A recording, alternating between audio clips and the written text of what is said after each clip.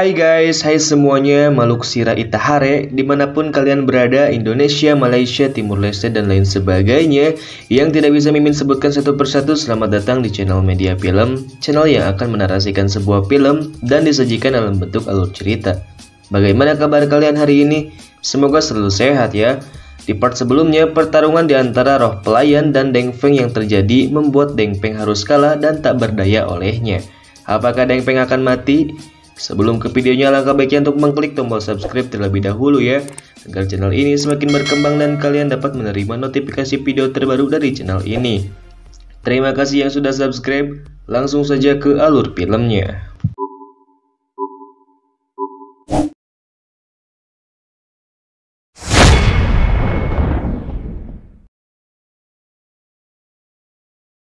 Setelah kekalahan Deng Feng, Xin pun berpindah di sebuah tempat yang kosong. Di sana Beigong menyelamatkan Jusho dari kekejaman roh pelayan.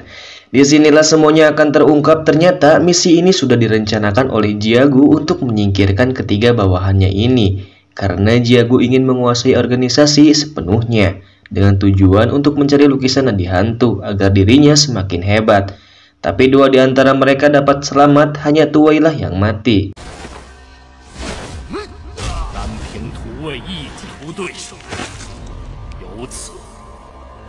Sementara itu keadaan Deng Feng sangat mengenaskan dibuatnya. Namun tak berselang lama terdengar suara Deng Feng yang muncul tiba-tiba di belakang pohon. Ternyata yang dibunuh itu adalah Sukma atau bayangan dari Deng Feng, bukan Deng Feng yang asli. Hingga membuat pertarungan di antara mereka terjadi lagi, yang menyebabkan Deng Feng harus kalah lagi.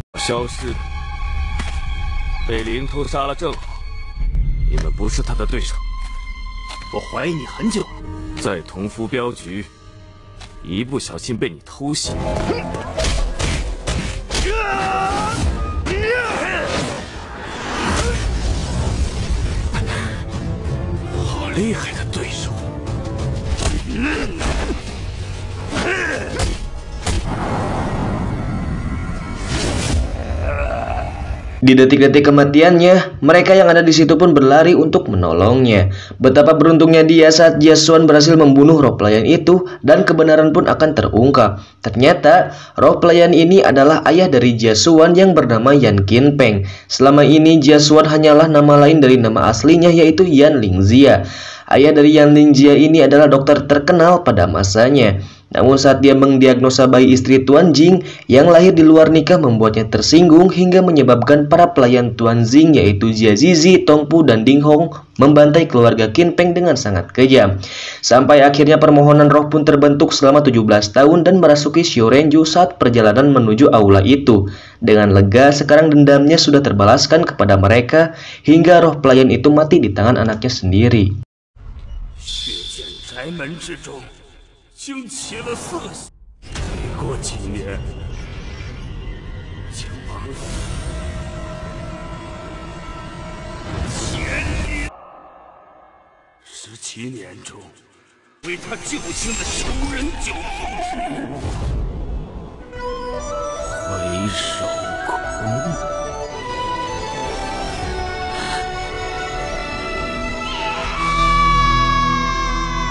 Saat malam hari di kediaman Jusho, dia didatangi oleh 4 orang yang akan membunuhnya.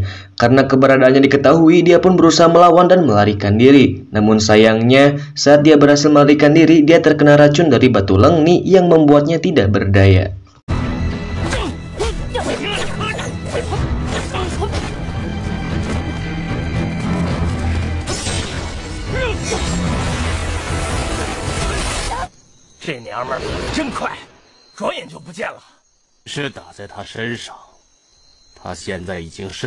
Sementara itu Jiasuan sedang merenungi atas kejadiannya hari ini, seakan-akan tak percaya dengan keadaan.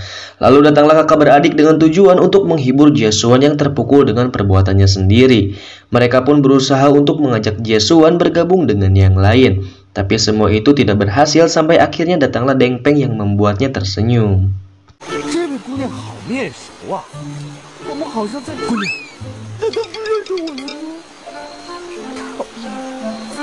Xin pun berpindah di Gunung Juying. Para ketua aula sedang melakukan rapat sembari menyambut kedatangan Tuan Heigong yang keluar dari pengurungannya. Obrolan pun berlangsung dengan asik hingga akhirnya datanglah Beigong yang membawa kabar buruk tentang teman-temannya yang mati.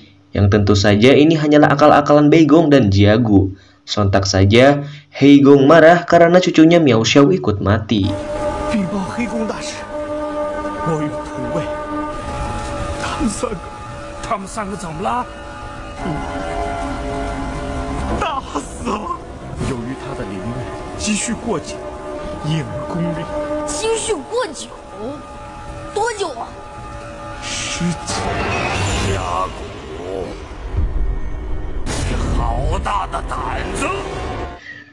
Keesokan harinya Deng Peng akan melanjutkan perjalanannya untuk mencari Ruyan. Namun Miao Xiao menyarankan untuk ikut ke Gunung Juying dengan meminta saran dan petunjuk dari tetua di sana. Jia Xuan yang sudah sebatang kara pun memutuskan untuk ikut bersama mereka, dan dia meminta untuk memanggilnya dengan nama asli, yaitu Yan Lingzia.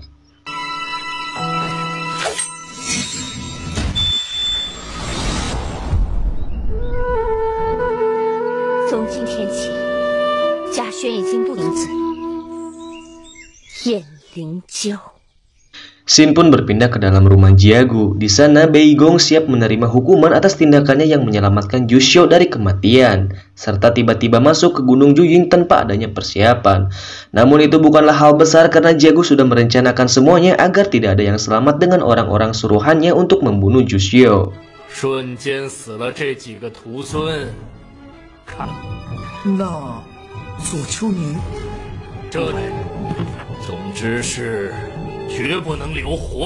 Sementara itu di dalam hutan, Juxiao dikejar oleh orang suruhan dari Jiagu untuk membunuhnya. Karena jika mereka selamat, mereka akan menghambatnya untuk menemukan lukisan di hantu dan menghalangi jalannya menguasai organisasi pengusir roh. Hingga Juxiao pun terpojok dan tak ada jalan melarikan diri.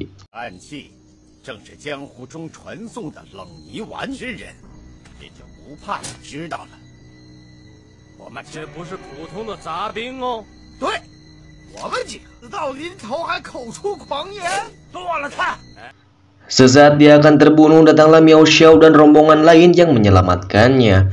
Setelah aman dengan keadaan, Juxiao menanyakan keadaan teman-temannya yang lain karena dirinya tak sadarkan diri saat pembantaian itu terjadi.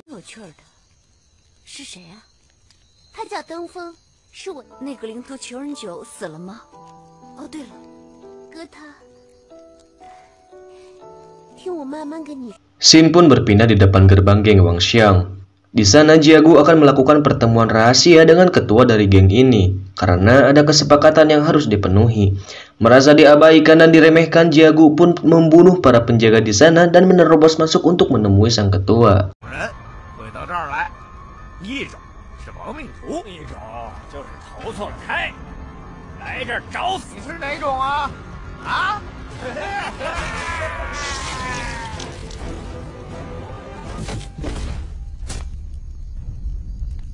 Setelah bertemu dengan Yu Wangxiong, mereka pun membicarakan tentang lukisan nadi hantu yang terdapat di tubuh anak kecil dari keluarga Ding Hong yang bernama Ding Saping. Mereka berhasil selamat karena pria berjubah menyelamatkan mereka dan memberi jalan saat Long Yin Manor dibantai.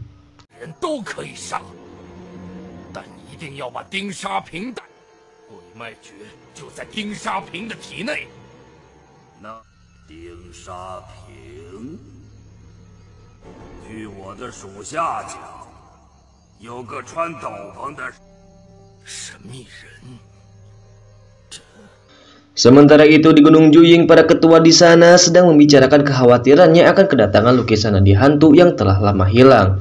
Karena lukisan itu memiliki kekuatan gelap yang sangat hebat untuk penggunanya, yang memiliki kekuatan yin tingkat 9 dan kekuatan yang tingkat 10. Lukisan ini ada di dalam tubuh Ding Saping dari keluarga Ding. Jika sudah 49 tahun, lukisan itu akan menyampur dengan tubuh dan darahnya, sehingga setiap orang yang ingin menggunakan kekuatan ini, mereka harus memakan darah dan daging anak itu. Dengan rencana yang telah dibuat, Heigong pun memberi perintah kepada bawahannya untuk menemukan anak itu sebelum lukisan nadi hantunya muncul.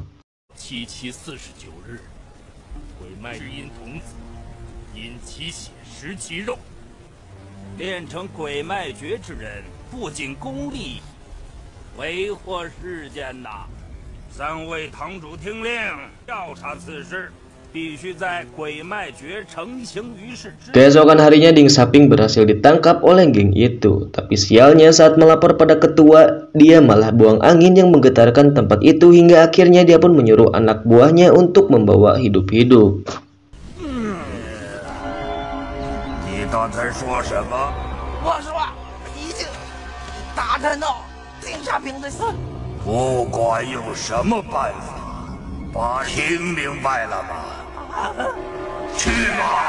Sementara itu kediaman dari Miao Xiao dan yang lain diketahui oleh pengintai Jiagu, hingga dia pun melaporkannya dan meminta untuk membunuh mereka tanpa tersisa agar rencananya menguasai organisasi dapat terlaksana.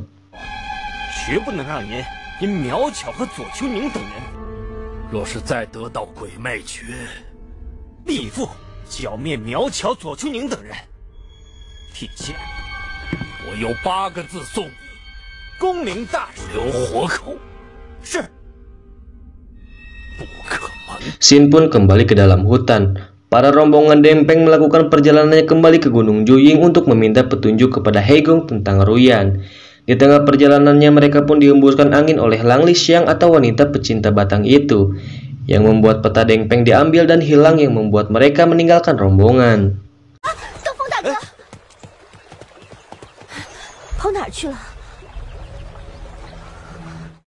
Setelah meninggalkan rombongan, mereka pun berhasil ditangkap dan akan dibunuh oleh suruhan dari Jiagu yang bernama Yuan Xiang. Sesaat akan melakukan eksekusi itu, tiba-tiba ada seseorang yang berhasil mengagalkan serangannya.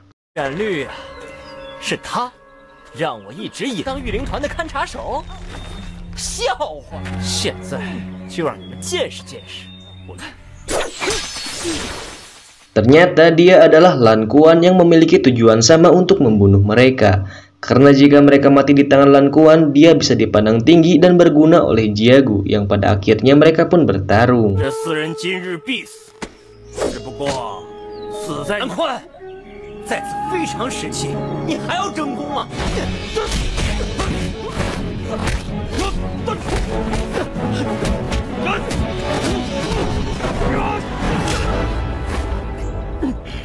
Merasa ada kesempatan, akhirnya Miao Xiao pun meraih senjata yang tertancap di pohon untuk dijadikan sebagai alat pemotong untuk membebaskan diri dari tali itu.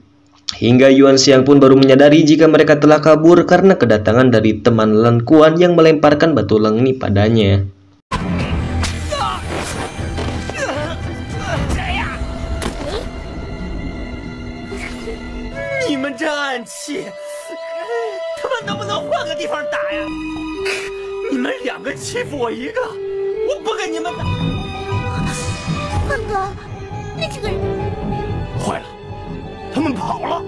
Xin pun berpindah di tempat penginapan. Sang pecinta batang ternyata ada di sana untuk mencari laki-laki pengencrit agar bisa menyerap yin yang ada di dalam tubuh mangsanya itu, yang berguna untuk memperkuat kekuatan dari Lang Lixiang sendiri.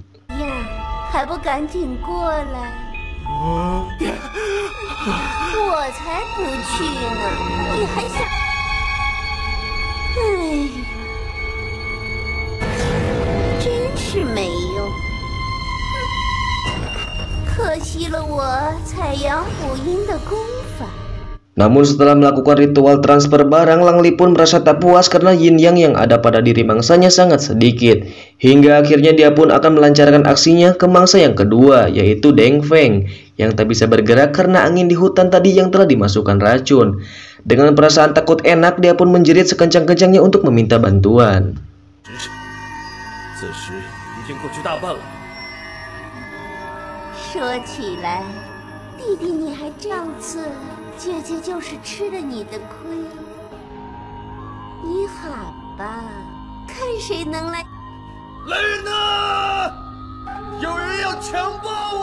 Untungnya teriakannya itu bisa didengar oleh Yan Lingzia, hingga dia pun berhasil mengelur waktu agar Deng Feng bisa memulihkan kembali kekuatannya. Sampai akhirnya si Bondon itu dapat dikalahkan.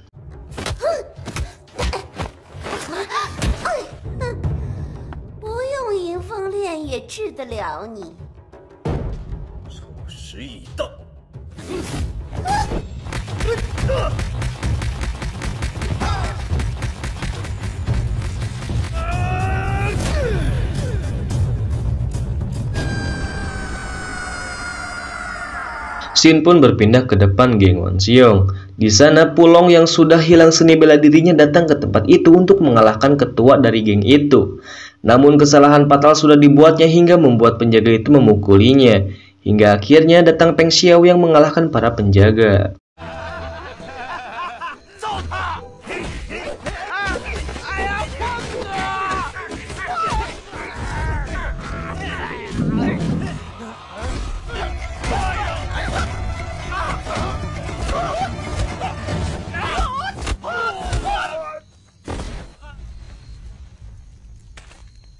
Keesokan harinya di dalam hutan, keadaan Miao Xiao dan temannya yang lain yang berhasil lolos ditemukan lagi oleh Lan Kuan yang mengancam mereka agar menyerah. Tak ingin menyerah begitu saja, Miao Xiao pun akan melawan sekuat tenaganya. Tapi merasa mereka akan menang membuatnya sombong dan mengatakan akan mengalahkan Miao Xiao dengan sedikit serangan saja. Tak berselang lama dari situ datanglah Deng Peng yang berhasil menemukan mereka sehingga pertarungan pun terjadi yang membuat Lan Kuan harus kalah olehnya.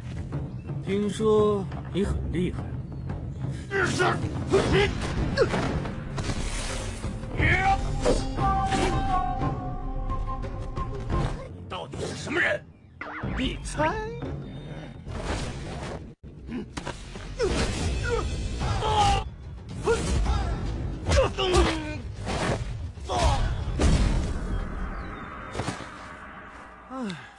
？Shin pun berpindah ke Gunung Juying. Di sana, para ketua aula dan Heigong sedang merencanakan sesuatu untuk membawa anak yang mempunyai lukisan nadi hantu itu. Hingga dia menyadari bahwa geng Wangxiong lah yang menangkap anak itu sampai akhirnya Heigong pun memerintahkan para ketua untuk datang ke sana.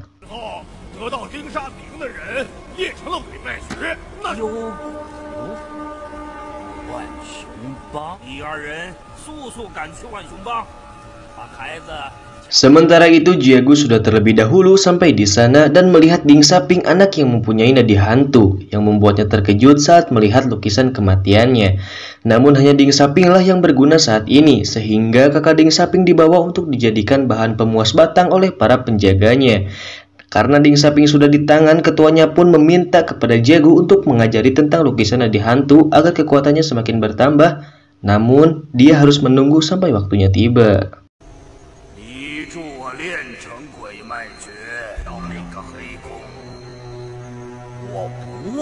鱼帮主向来是一言九鼎，我从来